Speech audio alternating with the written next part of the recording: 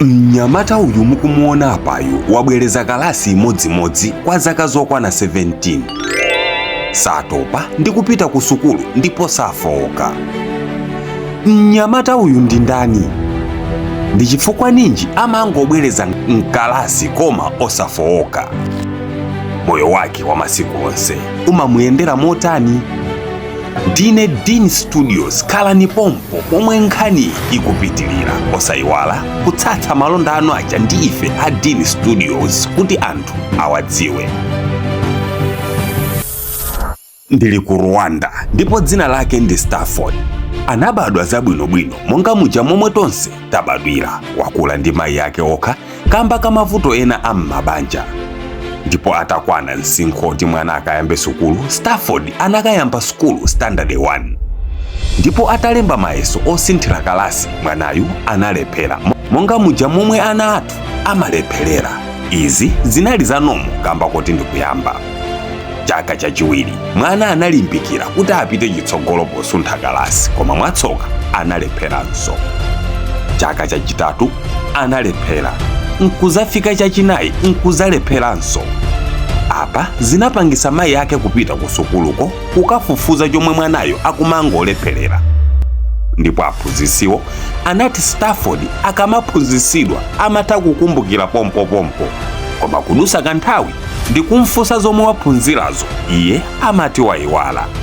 Apa ndipo mwe anthu anazindikira kuti mwanayo ali ndi vuto la mubongo loyiwala.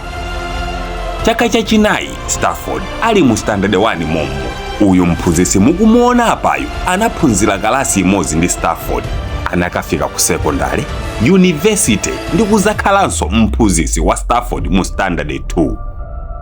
Chosangalatsa kwambiri ndichokuti mwanayu ndi wakhama ndi sukulu opya kuposa ana ena onse, chifukwa salola kuti ajombe achedwe asaphunzire. Amadzuka kummawa kugwira ntchito za pakhomo monga kusesa ndi zina, kusamba nkumathamangira ku sukulu. Iye ati sazasiya sukulu mpaka atazakwanirisa maloto ake ozakhala president wa dziko la Rwanda. Anzake amakhala akumupatsa mayina ambiri pa sukulupa. Inu mudziwa mmene ana asukulu achitira, nkhutukumve, ahedi, ameya ndi mayina ena achipongwe, koma izi sizigwedeza khama la Stafford. Amalimbikira kukankha mpaka maloto azakwaniritsidwe.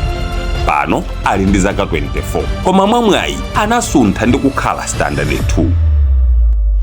Mayi yake satopa kusamalira mwanayo ndi kumpasa chilimbikiso pomuona kuti ali ndi vuto la kuyiwalali, ndipo moyo wake wa tsiku ndi tsiku ndi okondwa monga iyeyo alili.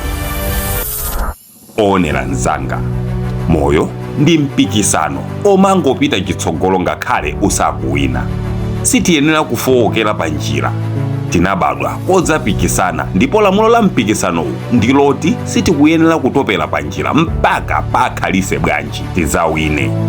Limeneli ndiye lamulo la moyo wa dziko lapansi. Mwanayi wakhala sakufowoka, satopa, sakhala bize kuyang'ana komwe wachokera. Ndipo ndi effort iyi pakhalise bwanji azasuntha mododomesa mwini monga momwe muja munthu asunthira pa ntsetse.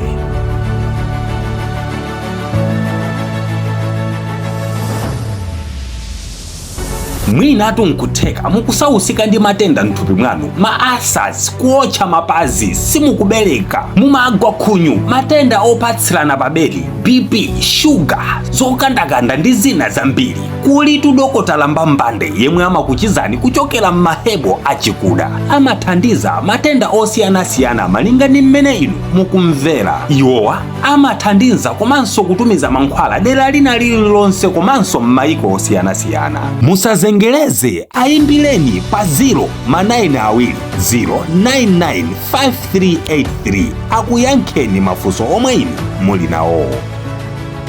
Kumapeto kwake osayiwala kupanga share Stafford.